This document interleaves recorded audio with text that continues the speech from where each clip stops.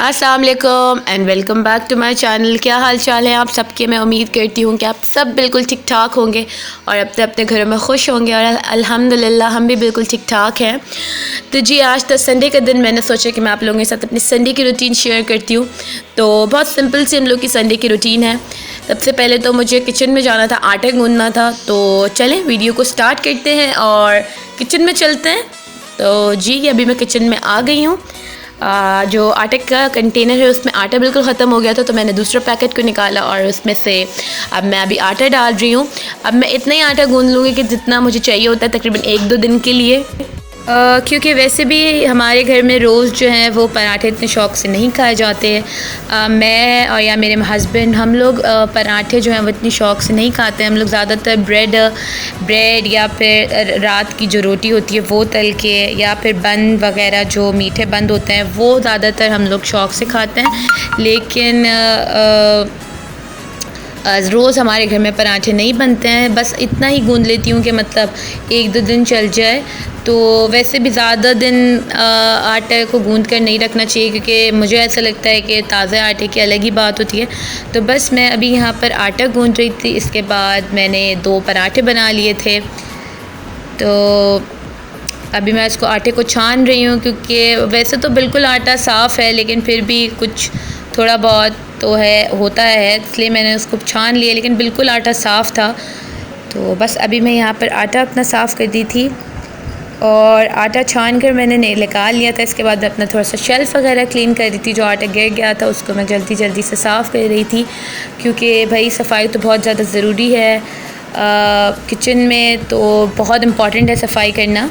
तो और हर घर में ही सफाई होती है। उसके बाद मैं इसमें नमक डाल दिया था और अब मैं इसको अच्छी तरह से मिक्स कर दी थी। अब मैं इसमें पानी डाल रही थी, जो नॉर्मल तरीका होता है आटा गूंदने का, बस उसी तरह मैं अभी आटा गूंद रही थी। मुझे आटा गूंदना ज़्यादा अच्छा नहीं लगता है, लेकिन ज़ाहिर है आटा गूंदना तो पड़ता है।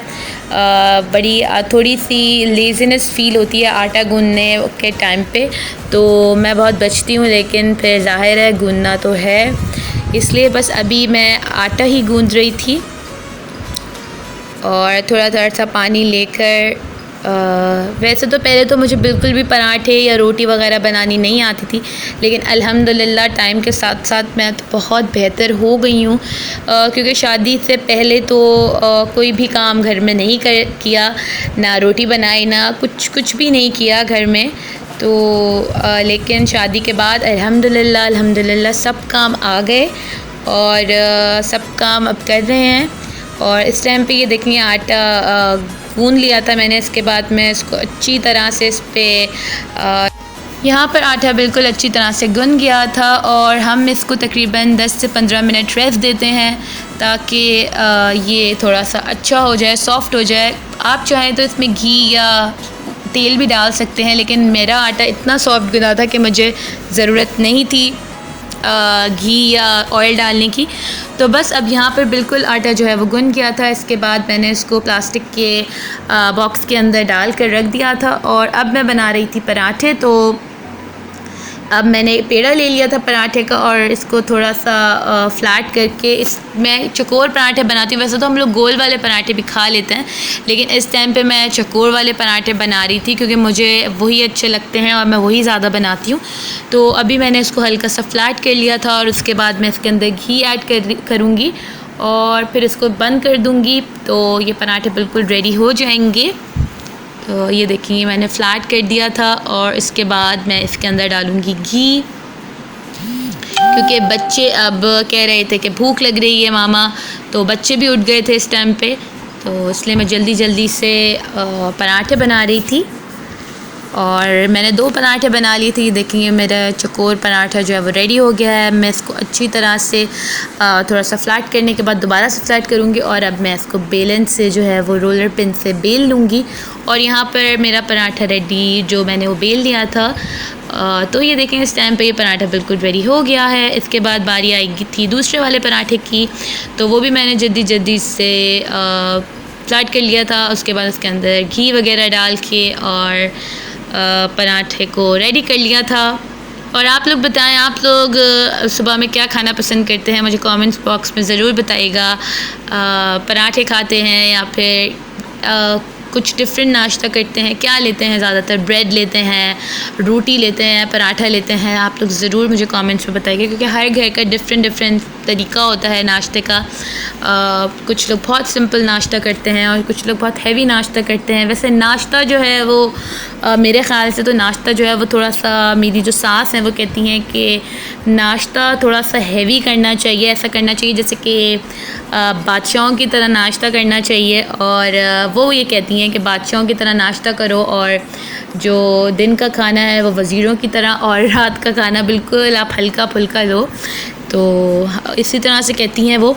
लेकिन हम लोग सुबह के नाश्ते में बहुत ज़्यादा चोरी कर जाते हैं। सुबह का नाश्ता कभी कभार तो हम लोग करते ही नहीं हैं, और अगर कर भी गया तो बस एक थोड़ी सी चाय और पापे वगैरह।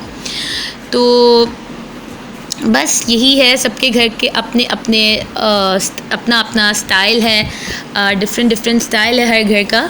तो इस टाइम पे ये देखेंगे 2 पराठे बिल्कुल रेडी हो गए थे। मैंने इसको हॉट पॉट में डाल दिया था और अब बारी आ गई थी नाश्ते की। तो वहाँ पे आयशा जो हैं वो अपने ही पराठे बना रही हैं। वो अपने ही तरह की रोटी और पराठे बना रही थी। उन्होंने भी मुझसे थोड़ा सा आटा ले लिया था और उन्होंने भी शुरू कर दिया था पराठा बनाना। और यहाँ पर बच्चे वगैरह बैठ गए थे नाश्ता करने के लिए। तो अभी यहाँ पे बंद भी रखे हुए हैं और जाम भी है, चाय वगैरह है और चने का सालन है। तो सारे बच्चे बैठ गए थे नाश्ता करने के लिए। तो अभी हम लोग बस अपना नाश्ता शुरू कर रहे थे। तो बस यही है हमारी सुबह की सिंपल सी रूटीन। कभी कुछ नाश्ते में होता है, कभी इसको, और मेरे हस्बैंड जो हैं वो चाय पराठा खा रहे थे क्योंकि उनको चाय पराठा अच्छा लगता है। और बच्चे वगैरह भी बैठे हुए थे, नाश्ता कर रहे थे और खेल कूद रहे थे। वहीं पे आयशा अपने पराठे भी बना रही थी और सब कुछ कर रहे थे बच्चे।